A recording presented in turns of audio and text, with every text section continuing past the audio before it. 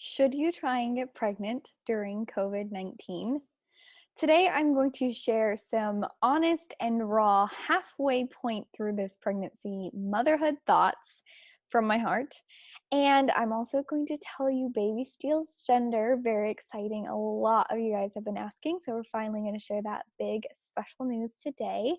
Then I'm going to tell you all about what it's like to be pregnant during a global pandemic, and I'm going to answer some of your common questions, some commentary on home births, and we're going to talk a little bit about a movie, a book, and some good in the world. All that and more on this episode of Deconstructing the Culture.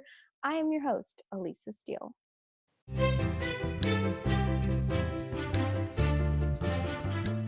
Oh, my podcast family, I have missed you so much these last couple of weeks.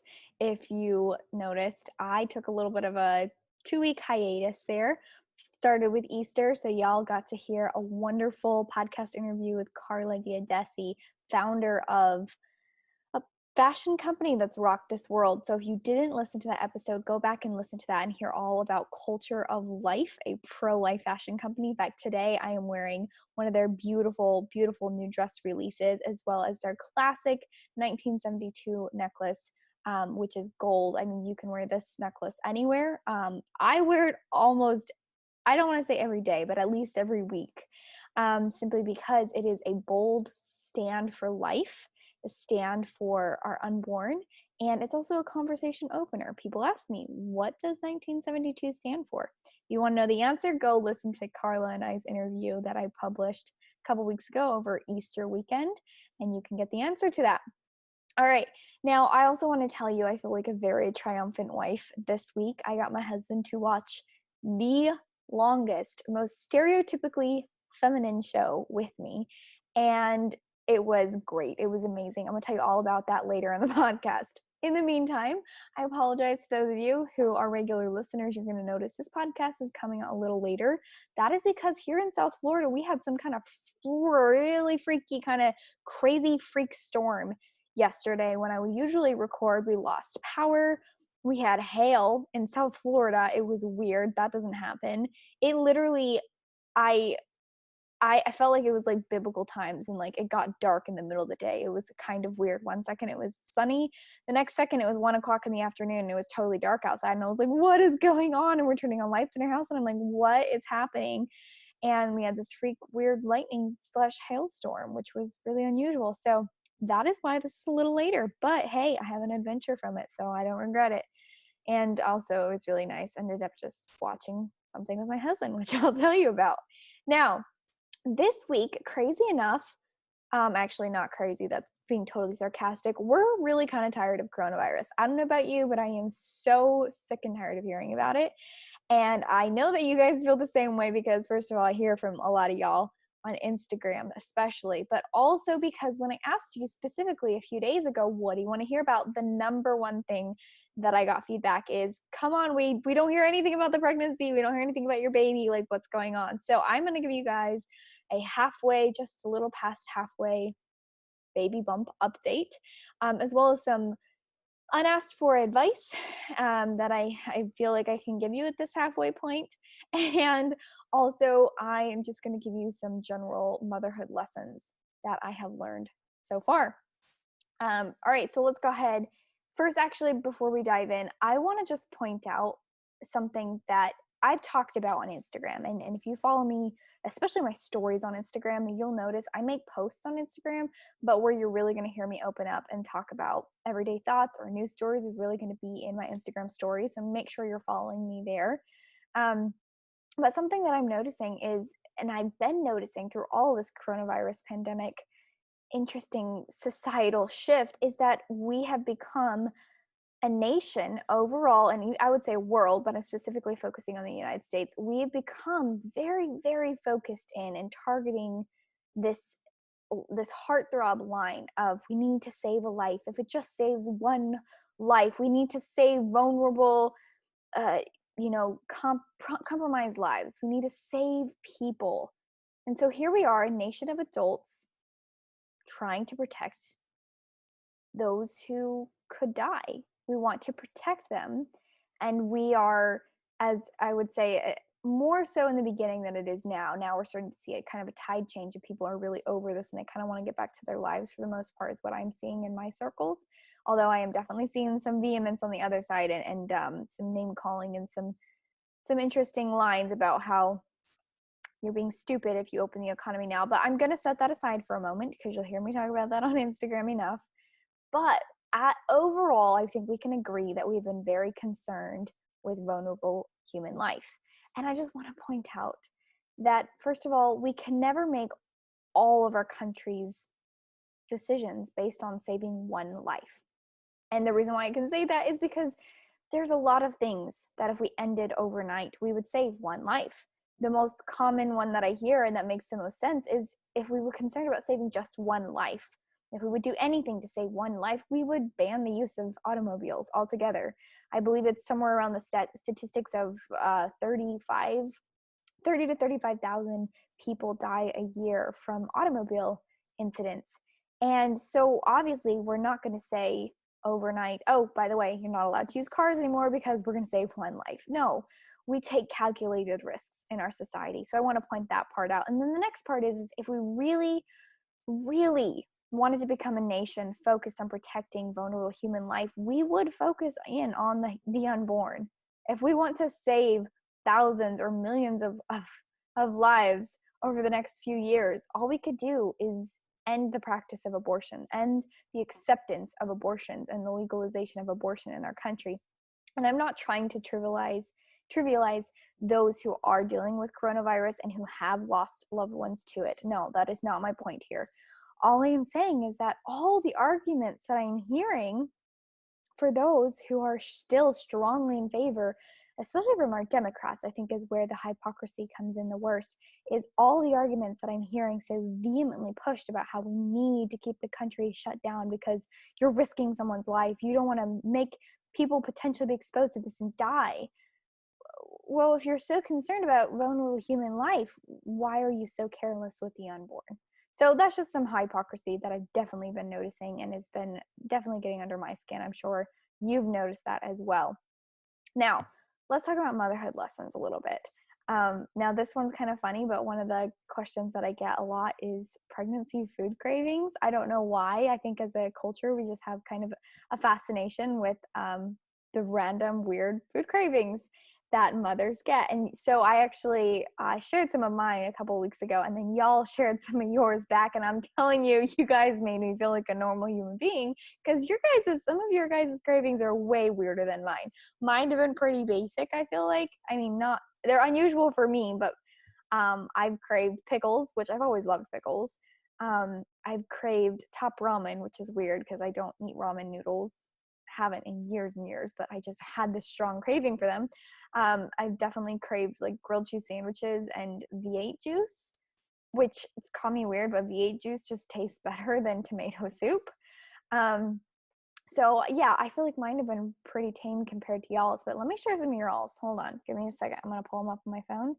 Your guys's are a little bit freaky. Okay, here we go. I found them. So here are what some of your guys' responses are for weirdest pregnancy cravings. Someone says that they drank 4 gallons of eggnog from Thanksgiving to Christmas. Wow, that's like what, 3 or 4 weeks? That's a lot of eggnog, my friend. This one says kimchi and rice and Twix, literally switching bites of each. That's disgusting. Someone else says hot dogs, breakfast, lunch, and dinner. Gross. Here we go. This person, strawberry honey bunches of oats. Okay, that seems pretty tame. I had Scooby Snacks. I hadn't had them in years and ordered them from Amazon. Yep, that's a stretch. Texas Roadhouse rolls, Chick-fil-A, New York pizza. That just sounds like delicious comfort food. Biscuits and gravy and chocolate milk. I really hope those weren't together. Anything with vinegar in it. I actually can understand that. I just naturally, even outside of pregnancy, I crave salty things. So and sour, I like those things a lot. I love like green olives. I love lemon juice. I love vinegar. I love pickles. So I kind of get that. My mom could only eat potatoes and ice cream. Hopefully not together. That sounds gross. Let's see, gum and candy, spicy foods, cereal. Okay. Let's see, where are some of these ones? Let's see, Cheetos, lots of Cheetos. Dill pickles and jalapeno peppers. Okay, wow. Anything with mayonnaise? That sounds disgusting. Sushi, the cooked kind. That's good. You're not supposed to eat the uncooked kind, apparently. In-N-Out burgers with only ketchup in it and a drizzle of vanilla shake on top. Gross. Who puts a vanilla shake on a burger? Talk about ruining two delicious things. Dirt. So I ate activated charcoal. I think there's a medical name for that. If you're craving weird things like dirt, you should probably talk to your medical provider, is what I've been told. Hot sauce pickles. Okay. Non-alcoholic beer and shellfish. Okay. Crushed Doritos and Parmesan cheese mixed in a bowl. Gross. Let's see.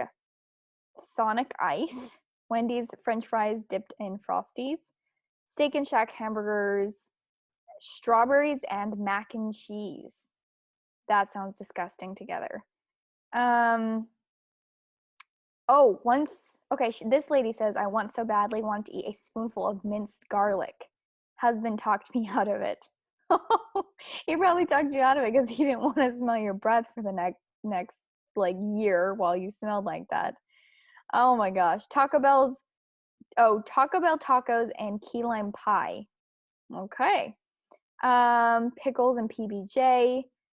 Ketchup packets from the drive-thru, like bags of them. That sounds gross. I don't like really ketchup in general, but wow, to like packets. Soft corn tortillas with sweet relish and sriracha. Oh boy. Watermelon, coffee, and toast. Pickles and cottage cheese. Cottage cheese seems to be pretty common in these comments.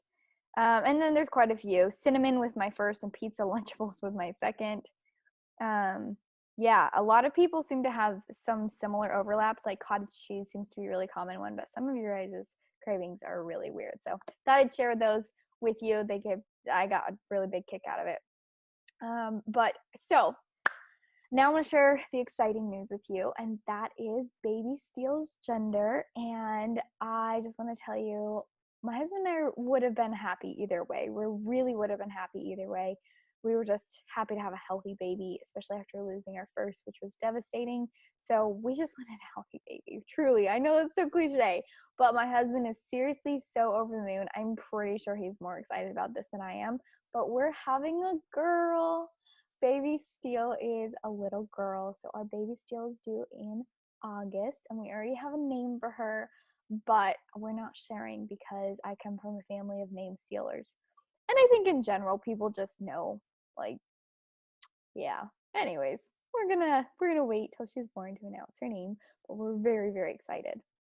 And we've already been, I think my husband, like I said, the reason why I think he's more excited about it than I am is because he's the one like staying up at night, like looking up baby girl outfits and like outfits he wants to take her to Disney in when, this is like thinking outside of coronavirus. Obviously, we don't know how that's going to affect our Disney pass holder plans, but he's extremely excited. I'm extremely excited. It's adorable to watch my husband. I mean, I'm sure every woman feels this way, but he's going to be the most amazing dad, and girl dad especially. I think he's going to be amazing. He's going to knock it out of the park.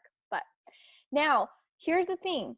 I know that one of the pet peeves during pregnancy is unwanted pregnancy advice. And trust me, wow, since we announced, not so much for my Instagram community. You guys have actually been really, really supportive and kind and really helpful. Oh my goodness, I've been asking some baby questions for veteran moms, and you guys are amazing. Seriously, rock my socks off. You guys are absolutely wonderful, and you guys have given me the most amazing advice. So I'm not talking about that. I'm talking about like the people I know and my acquaintances and like good meaning matronly ladies who give you like horror stories about their birth or their friend's birth and unwanted advice. But I am now going to do the opposite, or like what that you shouldn't do, and I'm going to give you my unasked for advice. So this is my advice for just past halfway through this pregnancy. So we'll be 23 weeks tomorrow, which we're just getting closer and closer, and we are so just excited. We're ready for August. So this is my unwanted pregnancy advice. Now, I want to tell you that the other day I posted a photo of me traveling, and I hesitated to post that because, wow, did I get backlash. If you noticed, it was me wearing a mask and I was at the airport in Dallas, I think. And that was actually me returning from my 2-week hiatus. I went out west to be with family for some family reasons. And yeah, wow, there were some very vicious comments, and I expected that, but even from like my followers and stuff, people are just like, "Have you lost your mind? You might as well be like aborting your child." Like, there were some extreme reactions, let's just put it that way. So I know that no matter what I do or what I say, there's always going to be somebody who disagrees with me, and I'm okay with that. That being said, if you disagree with anything that I say here, don't take it personally. This is just where I'm at today. So, my unwanted pregnancy advice is don't wait. One of the number one questions I've been getting from young couples in the last few weeks since we announced that we were pregnant is people saying, "Hey, my husband and I, we were starting to try for a baby and then coronavirus happened. Should we put that on pause? Like, we're scared. We don't know what to expect. What if we miscarry? What if there's issues with our pregnancy because of coronavirus?" They've just had a lot of fears and anxiety, which is, I mean, come on, the news has really, not the news, but just the state of our world has been a cause for a lot of anxiety for a lot of people. So I'm not blaming anybody who's felt that way. So that's why I'm taking just a moment to, I've answered this, I believe, in a couple of other places, but I'm just going to put it here for the record. I don't think you should wait. I don't think that there's any perfect time to have a child. And if you were having conversations or you're having those conversations now with your significant other, with your husband or your wife, that you're ready to bring a child into this world and start your family, I don't think you should wait because of coronavirus.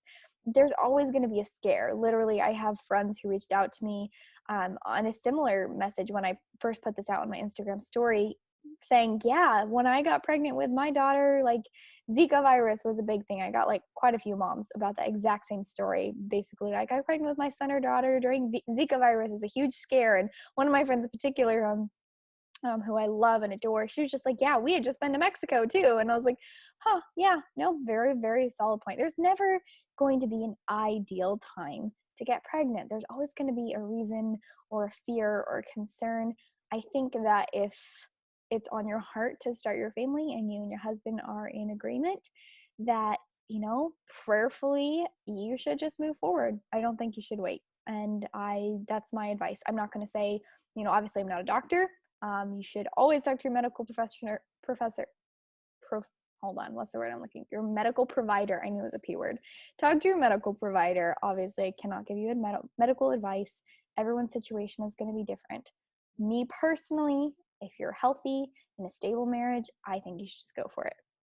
All right, so that's my first one, is don't wait. The next one is expect your life to change dramatically. And especially, I mean, everyone says that. Here's the thing. Everybody says, oh, your life is going to change so much. But I don't think people prepared me for, your life's not just going to change so much when you have the baby. No, your life is going to change so much when you're pregnant. Your life all of a sudden becomes no longer your own. Your life, your body is no longer your own. I expected my life to stay, I don't know, this is probably naive. I expected my life to stay more or less the same until I had the baby or right before I had the baby. No, my life changed dramatically. Just pregnancy has been a roller coaster, and I know everyone's pregnancy is different. That's one thing I do know, coming from a very large family and having watched a lot of other very close family members go through many, many pregnancies, that every pregnancy is different. This one in particular has been rough, not as rough as some women's I know. One friend of mine, she had to be hospitalized for, I don't remember what the condition's called, but she was throwing up like 20 or 30 times a day, which is extreme. And so definitely not that bad. But for me, it has been nonstop nausea, nonstop throwing up, literally since almost exactly 6 weeks until right now, 23 weeks. I have been nonstop sick, nausea, throwing up between 1 to 3 times a day, sometimes 5 times a day. And I'm rolling with the punches now. I'm kind of learning to just expect that my body is not my own. Whether or not, people always tell you you're never going to get sleep after you have a baby, so have all your sleep. No, you might not get a whole lot of sleep while you're pregnant either. increasingly uncomfortable in every stage, and I'm only at the halfway point. But for various reasons, whether it's restless leg or insomnia like you wouldn't believe, or backaches, whatever it is, your life, your body, it doesn't belong to you anymore. Not only that, but your actions, everything you do and everything you put in your mouth is this giving nutrients to my body and to my baby? Is this what my body and my baby need to grow and thrive? Um, there's a list of restrictions of what you can and can't eat. And so it really changes dramatically your life. So expect your life to change dramatically, not just when you have the baby, but when you get pregnant, and your life is no longer your own, but in a really beautiful way. It's not in a negative way. I would also just add this one in there: be sensitive to your husband's journey. Um, I think it's beautiful. I love watching my husband go through this journey with me. Dads definitely have a journey all of their own, even just through pregnancy. I don't know if I wouldn't have noticed that as much if I hadn't watched him and his journey through losing our first child and miscarriage. But with this rainbow baby, I think that first experience made me very aware. So I think that just as a friendly reminder to new and young mothers, just be sensitive to your husband's journey. And I think we could apply that really to any circumstance, whether it's pregnancy or a new job or a new move, whatever it is. Just be sensitive to your husband's journey. I think that's really important. um, your whole life priorities are going to change. That's my other piece of advice, and kind of my motherhood thoughts right now is, whether you want them or not, your whole priority list changes. Honestly, I don't know how to explain it. Again, it goes back to this naive idea that I thought my life would stay more or less the same. And that's just something I learned, through the 10 weeks of being pregnant with our first and through these 23 weeks of being pregnant with our second. We're talking about a significant amount of time being pregnant and realizing how much your priorities change. And now it does become about creating a home for your child, creating a home and a family environment, being a wife and a homemaker, and looking at what that looks like for the rest of your life, and what that truly means to be a godly woman. And a Proverbs woman. So just expect that your life priorities will change, whether you consciously plan on them changing or not. They just do. I think it's just a biological, natural thing that happens. And then I think my last motherhood thought, this isn't advice, it's not advice, it's just a thought that I want to share, is something that I didn't expect that has hit me, that I never ever would have expected learning this from pregnancy, but it has hit me in such a huge way. Is an unexpected lesson I've learned is I have a lot of sympathy, so much more sympathy and empathy for women who have unplanned pregnancies, who don't want to keep it and who want an abortion. I know you're going to be like, "What, Elisa? Okay, what are you saying right now? You're the one who's always talking about how you have to tough it up and you have to, put up with the difficulty for 9 months so that someone else can have 90 years." Yes. And I still believe in that. And I am still so strongly and so staunchly pro-life. And I don't think anything could ever change my mind on that. But I do have more empathy now for women, because this pregnancy has not been a walk in the park. Obviously, other women have had it much harder than I have, but some women, they have pregnancies where, like, yeah, I was never sick. I never noticed it. Basically, like, I was fine. I just got bigger over time. Mine has not been a walk in the park. It's been less than fun, to put it lightly. And I think that really just opened my eyes to what a sacrifice pregnancy is. It is a huge, huge sacrifice.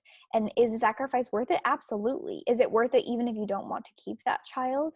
Absolutely. I still believe that, but I can still at the same time see and find empathy for women who find themselves in a position where they did not wish to become pregnant and they want to abort. Obviously, that's still not the right decision, but I can understand why the left would talk about pregnancy as such a burden, because while it is a beautiful burden and with delightful results, in my opinion, it is still and can be a heavy burden to bear, especially for a woman who is not looking forward to the end result, maybe the way you or I would.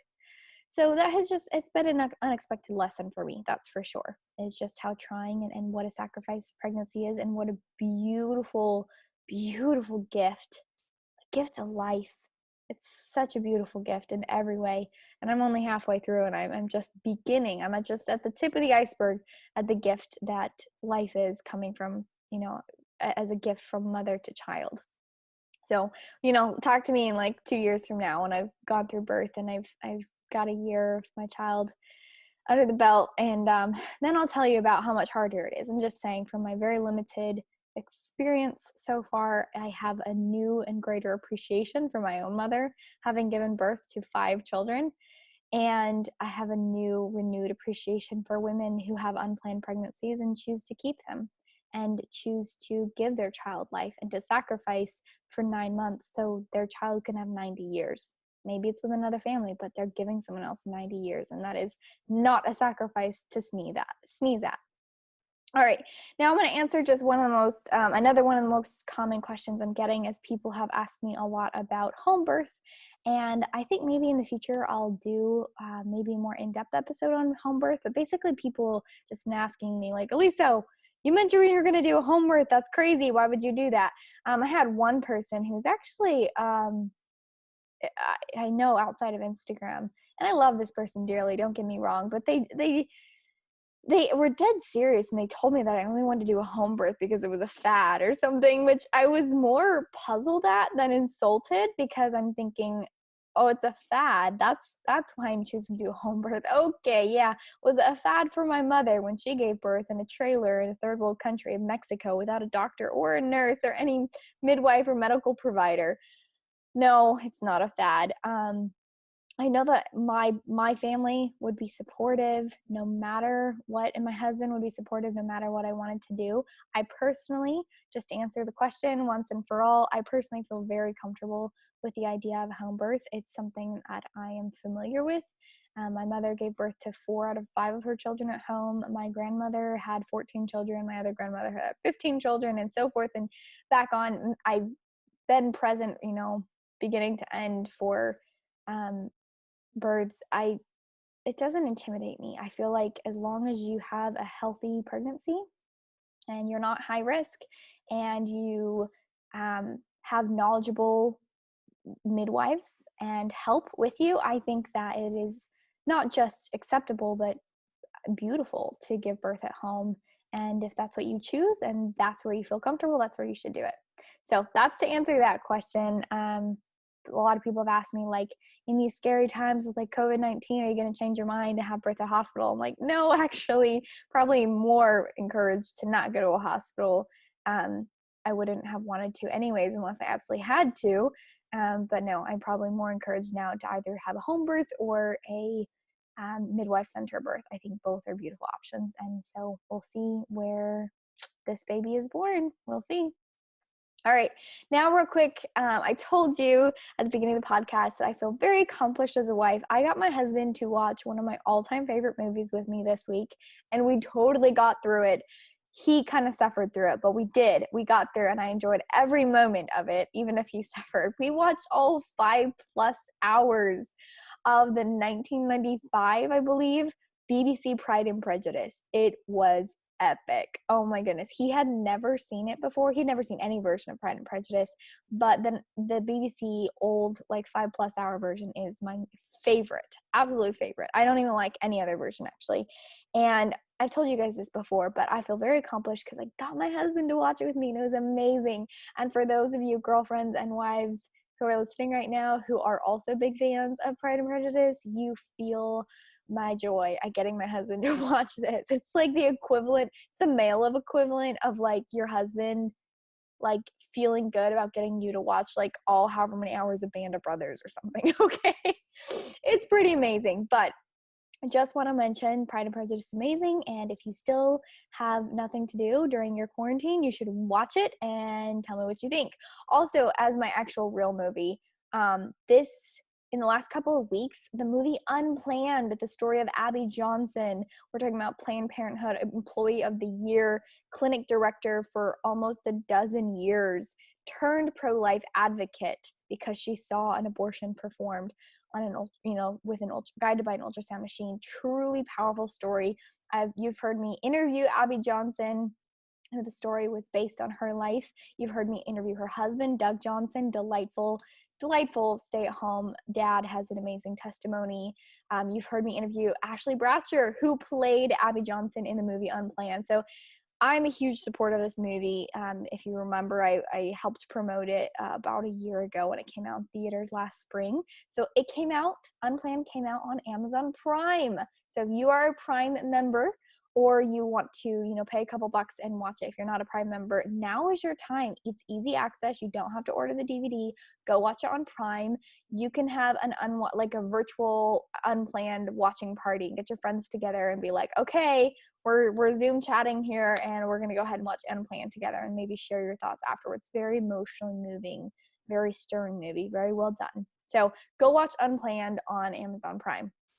All right, now this week I just also want to mention I've really been just digging into my favorites lately. Started, I guess, with Pride and Prejudice, but I'm also diving back into one of my favorite books. It's probably been quite a few years since I've last read this, but I figured now is as good as any time. I'm pregnant. I've got a little bit more time at home with COVID-19 going on. And so I'm getting back into reading Gone with the Wind. It's like over 1,000 pages, and I think on audio it's like over a 50-hour listen, but it is delightful. If you love classics, if you love like Anne of Green Gables and Pride and Prejudice, you're gonna love Gone with the Wind. And especially if you love the movie. If you love the movie, you'll probably be delighted by the book as well. So that is my book recommendation for this week, and that's what I'm working on. I might still be working on it next week. We'll see. 1,000 pages is quite a few. All right, now we're going to end with good in the world. And this good in the world is a little bit mixed. You might be wondering, Lisa, why'd you use, this is not a feel-good story. It's not a feel-good story. This good in the world is a good mixed with some information that I feel like even a lot of pro-lifers don't know, so that's why I'm sharing it. So this week I want to share with you, the good news is the abortion pill reversal hotline has received a record number of calls during COVID-19, especially during the month of March. Now, back up real quick, a little bit about the abortion pill reversal hotline and about abortion pill reversal in the first place. Many women, and especially pro-lifers, and I think this needs to become widespread information, but of course, our leftist counterparts and abortion advocates do not want the world to know this information. But if a woman decides to undergo an abortion via taking pills, there is a stage at which you can potentially reverse it. Before you've taken the second pill, when you've just taken the first pill, there is a chance, it's not a guarantee, but there's a chance you can reverse the abortion before it's gone too far. Now, this is actually an article from Live Action, whom I definitely recommend. Go check out Live Action if you need to know more pro-life news on a consistent daily basis. But during the month of March, the Abortion Pill Rescue Network saw a record number of calls for abortion pill reversals. Andrea Trudden, Director of Communications for Heartbeat International, which runs the Abortion Pill Rescue Network, told Live Action News that 105 mothers started the process of halting their chemical abortions after calling the hotline. He said, "We are now seeing over 80% of our callers start the reversal process." That is amazing. This is beautiful news. This is worth celebrating and noticing. We're talking about 80% of their callers calling, finding help. We're talking about a spike in number of mothers being like, wait, hold on, I'm not okay with this. I want to reverse this. So that is a big deal, and that is worth celebrating every life that's saved. The abortion pill reversal method is available to mothers who begin the abortion pill regimen and regret their decision. So essentially how it works is a chemical abortion is what it's called. It's a two-step procedure. And it is potentially possible to stop the death of the baby and continue the pregnancy if the mother, receives appropriate medical intervention.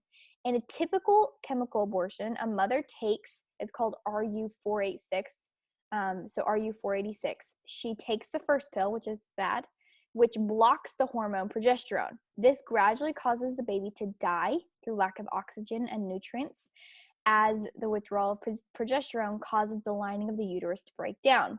1 to 2 days later, the mother then takes another pill which actually induces the contractions and bleeding to expel the baby's body. Now, that's very sad information, and I'm sorry if that's shocking if you're not familiar with that information, but every pro-lifer, while we might, maybe not all of us are at that stage in our pro-life journey to know how every abortion happens, so we can share that information. We should all, at the bare minimum, know how a medical or how a chemical abortion happens, because we need to know we can share the information with women and make it common knowledge, whether we know that they want to have an abortion or not, that an abortion, chemical abortion, can be stopped.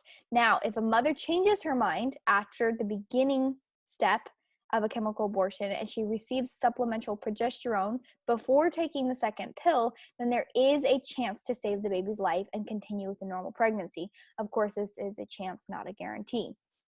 The abortion industry has attempted to discredit the abortion pill reversal process and is using the pandemic to push for expanding dangerous abortions, chemical abortions, which they are very, very, very traumatic and very difficult on women.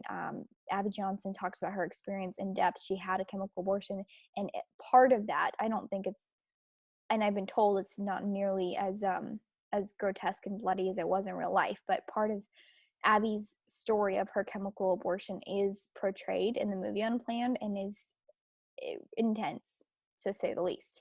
Now, Dr. Truden stressed that the nursing team answering the hotline and provider network that manages the abortion pill reversal are available to care for women immediately.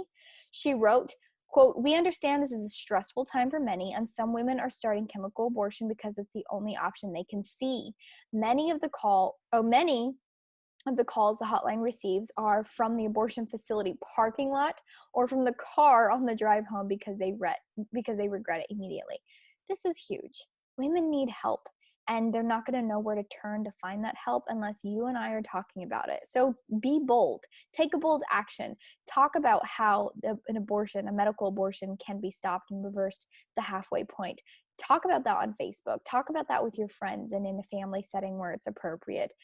Talk about the fact that there is a phone call. It's just a phone call away for help for women who discreetly need that help. So also I want to add that the doctor said, in addition to women seeking abortion pill reversals, the Heartbeat International's option line has seen a 30 to 50% increase in calls for assistance during the pandemic, which is good. More women reaching out means we are broadening those communication lines. We are opening the doors for more women to receive the help that they need, and we're doing our job as pro-lifers, and I would say as Christians, to help those who are in need. That is it for this week. Thank you again for joining me. I really missed you these last couple of weeks. Looking forward to next week, and I will see you in the next few days and through the week on social media. God bless you. God bless America.